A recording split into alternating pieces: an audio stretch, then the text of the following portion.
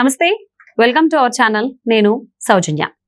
మాజీ ప్రధానమంత్రి దేవగౌడ మనవడు ప్రజ్వల్ రేవణ్ కి సంబంధించినటువంటి 400 అశ్లీల వీడియోలు ఏవైతే ఉన్నాయో దానికి సంబంధించి ఆయన ఇక్కడ లేడు, కేసు ఫైల్ అయిన తర్వాత ఆయన విదేశాలకు పారిపోయాడు, సో ఆయన మీద లుక్అవుట్ నోటీసులు జారీ చేశారు అంటున్నారు.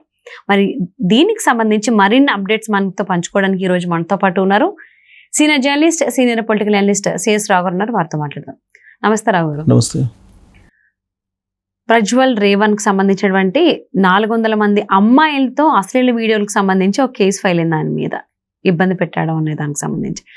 అది అయిన తర్వాత ఆయన ఎప్పుడు పారిపోయాడు, విదేశాలకు పారిపోయాడు, ఇప్పుడు లుక్అవుట్ నోటీసులు జారీ చేశారు అంటున్నారు. అసలు ఆ కేసు ఎందుకు వచ్చింది, అసలు ఇప్పుడు ప్రజెంట్ ఆ కేసు అప్డేట్స్ ఏంటి, స్టాటస్ ఏంటి? విచిత్రంగా ఏంటంటే మాస్ రేపిస్ట్ ప్రజ్వల్ రేవణ్ అని చెప్పి కాంగ్రెస్ పార్టీ వాళ్ళు అంటున్నారు. ఓకే. అలాంటి అతన్ని పెట్టుకొని ప్రచారం చేసినటువంటి నరేంద్ర మోడీ ముందు ఇమీడియట్గా రాజీనామా చేయాలని ఒక డిమాండ్ కాంగ్రెస్ పార్టీ వాళ్ళు చేస్తున్నారు. ఎందుకంటే ఇటీవల కాలంలో కర్ణాటక వెళ్ళినటువంటి నరేంద్ర మోడీ ఆ ప్రజ్వల్ రేవణ్ని పక్కన పెట్టుకొని ప్రచారం చేసి ఓట్లేమని చెప్పి అన్నాడు. ప్రజ్వల్ రేవణ్ ఎవరు? మాజీ ప్రధానమంత్రి దేవగౌడ మనవడు. ఆయన తండ్రి రేవణ్, అంటే దేవగౌడ తండ్రి రేవణ్, రేవణ్ కొడుకు ప్రజ్వల్ రేవణ్. ఓకే. ఇప్పుడు జేడిఎస్ అలాగే బీజేపీ అక్కడ పొత్తు పెట్టుకున్నాయి, లోక్సభ ఎన్నికల్లో పొత్తు పెట్టుకొని ప్రచారం చేస్తుంది. ఇదే ప్రజ్వల్ రేవణ్కి ఓటేయమని చెప్పి ర్యాలీల్లో నరేంద్ర మోడీ ప్రచారం చేసి ఇచ్చాడు, అమిత్ షా కూడా ప్రచారం చేసి ఇచ్చాడు.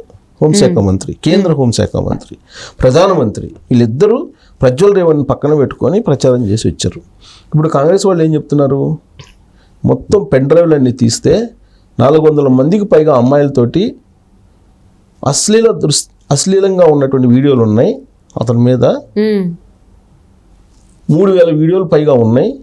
పెన్ డ్రైవ్లు తీసే కొంది అనేకం వస్తున్నాయి. అసలు ఎన్ని సంవత్సరాల నుంచి ఇతను ఈ విధంగా చేస్తున్నాడు, మొత్తం బయట పెట్టండి అని చెప్పి అంటుంటే అసలు ఎక్కడున్నాడు ప్రజ్వల్ రేవణ్? లేడు, జర్మనీ వెళ్ళిపోయాడని చెప్తున్నారు. జర్మనీ ఎలా వెళ్తాడు? అసలు ఈ కేసు ఫైల్ అయింది, కేసు ఫైల్ అయిన తర్వాత ఆయన జర్మనీ పారిపోయాడు అని అంటే ఎలా పారిపోతాడు? అక్కడ ఉందేమో కాంగ్రెస్ పార్టీ రాష్ట్రంలో, కర్ణాటకలో. మరి విదేశాలకు వెళ్ళాలంటే ఎవరి సహకారం ఉండాలి? ఒకవైపు కేసు ఉన్నప్పుడు ఆయన పారిపోయాడంటే ఎవరి సహకారం ఉండాలి? బీజేపీ యొక్క సహకారం ఉంది అనేది కాంగ్రెస్ పార్టీ చేస్తున్నటువంటి ఆరోపణ. ఓకే. గతంలో కూడా విజయ్ మాల్యా, నీరవ్ మోడీ, లలిత్ మోడీ, ఇంకొక అతను ఎవరు సోక్సీ ఎవరు ఉన్నారు, వీళ్ళందరూ భారతదేశం విడిచి సేఫ్గా లండన్ వెళ్ళడానికి కారణం ఇదే బీజేపీ అని చెప్పి కాంగ్రెస్ పార్టీ చెప్తోంది. ఇప్పుడు జర్మనీలో ఉన్నటువంటి ప్రజ్వల్ రేవణ్ని తీసుకొస్తారా లేదా? తీసుకురావాలి కదా. సిట్ని అయితే ఏర్పాటు చేశారు. సిట్ని ఏర్పాటు చేసి రాష్ట్రం కాబట్టి రాష్ట్ర ప్రభుత్వం, కాంగ్రెస్ ప్రభుత్వం ఉంది అక్కడ. సిద్ధరామయ్య ముఖ్యమంత్రి, డిప్యూటీ సీఎం ఏమో శివకుమారు. సిట్ని అయితే ఏర్పాటు చేశారు. సిట్ విచారణ కొనసాగుతుంది. సిట్ విచారణ కొనసాగుతున్నటువంటి క్రమంలో పెన్ డ్రైవ్లు అనేవి పట్టుకొచ్చారు. పెన్ డ్రైవ్లు పట్టుకొస్తే పెన్ డ్రైవ్ల్లో అసలు తవ్వే కొద్దీ వస్తున్నట్టు దాదాపు ఇప్పటికే కొన్ని వేల వీడియోస్ బయటకు వచ్చి దాదాపు 400 మంది అమ్మాయిలతోటి ఆయన ఉన్నటువంటి అశ్లీల దృశ్యాలు ఉన్నాయి. సో ఇప్పుడు ఆయన విచారించాలా పర్లేదా? విచారించాలంటే కేంద్ర ప్రభుత్వం సహకారం అందించాలి. కేంద్ర ప్రభుత్వం సహకారం అందించాలంటే ఇప్పుడు ఎన్నికల సమయం, ఈ వీడియో బయటకు వచ్చింది. బీజేపీ వాళ్ళు ప్రజ్వల్ రేవణ్కి సహకారం అందిస్తున్నారు. బీజేపీ వాళ్ళ సహకారంతో దేశం విడిచి వెళ్ళిపోయారని చెప్పి కాంగ్రెస్ పార్టీ చెప్తుంది. ఈ నేపథ్యంలో జరిగినటువంటి పెద్ద ట్విస్ట్ ఏంటంటే అసలు ఇది మొత్తం చేసింది కాంగ్రెస్ పార్టీ అనేటువంటి యాంగిల్లో బీజేపీ వచ్చేసింది. ఎలా వచ్చింది? నవీన్ గౌడ్ అనేటువంటి కాంగ్రెస్ పార్టీకి సంబంధించినటువంటి ఒక లీడర్ ఉన్నాడు. అతను ప్రజ్వల్ రేవణ్కి అత్యంత సన్నిహితుడు ఒకప్పుడు, ఇప్పుడు కాంగ్రెస్ పార్టీలో ఉన్నాడు. ప్రజ్వల్ రేవణ్ని రాజకీయంగా బలహీనపరచడానికి ఇతను ఆ పెన్ డ్రైవ్లో ఉన్నటువంటి వాటిని బయట పెట్టాడు తన సోషల్ మీడియా ప్లాట్ఫామ్స్లో. ఆ సోషల్ మీడియా ప్లాట్ఫామ్స్లో బయట పెట్టినందువల్లే బయటకు వచ్చినాయి. కాబట్టి ఇదంతా కాంగ్రెస్ పార్టీ కుట్ర అనేటువంటి యాంగిల్లో తీసుకొస్తున్నారు. అసలు కథ పోయింది. దానికి రాజకీయ కోణం నుంచి చూస్తున్నారు. ఇది బీజేపీ మీద లేదంటే ఇప్పుడు కూటమి మీద అక్కడ కాంగ్రెస్ పార్టీ చేసినటువంటి ఆపరేషన్ అనేటువంటి యాంగిల్లో దాన్ని తీసుకొస్తున్నారు. అసలు ప్రజ్వల్ రేవణ్ చేసింది ఏందనే దాని మీద సమాధానం చెప్పట్లే ఇప్పటివరకు. బ్రిజ్భూషణ్ అనే అతను రెజ్లర్స్ని లైంగిక వేధింపులు చేశారని చెప్పేసి అనేకమైనటువంటి ఆరోపణలు వస్తే ఆయనకి సపోర్ట్ పడుతుంది బీజేపీ. అదేమంటే హిందూ సాంప్రదాయం, మహిళలను గౌరవించడం, మా సనాతన ధర్మం ఇది చెప్తుంటుంది బీజేపీ. బ్రిజ్భూషణ్ అక్కడ రెజ్లర్స్ దాదాపుగా నేను జంతర్ మంతర్ దగ్గర దాదాపు కొన్ని నెలల పాటు ధర్నాలు చేశారు, ఆందోళన చేశారు. లాస్ట్కి బ్రిజ్భూషణ్ అసలు ఏమాత్రం అసలు చర్యలు తీసుకోకపోగా బీజేపీలో అతనికి మంచి పదవులు ఇచ్చారు.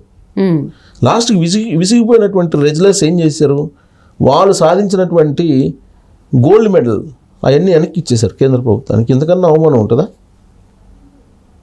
ఎందుకు చర్యలు తీసుకోలేదు బ్రిజ్భూషణ్ మీద అంటే ఆయన బీజేపీ కాబట్టి.